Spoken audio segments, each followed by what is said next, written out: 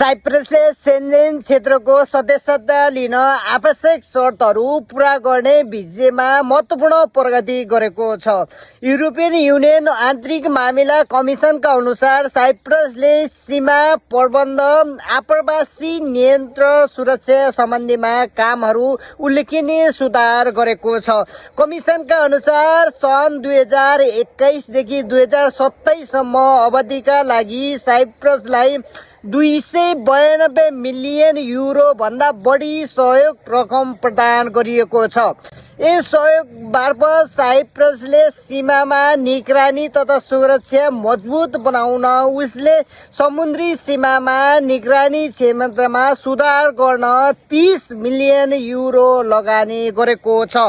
यस्तै आप्रवासीहरूका लागि आगमन प्रस्थान केन्द्रहरूका लागि बनाउन 6.7 मिलियन युरो खर्च गरेको छ।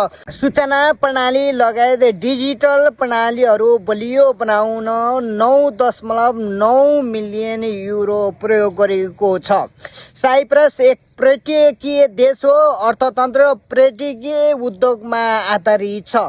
त्यसैले पर्यटकीय प्रवर्धन गर्न आवश्यक महत्त्व भन्दै साइप्रसले लामो समयदेखि सेन्जेन सदस्य बन्न लगइन गरिरहेको छ।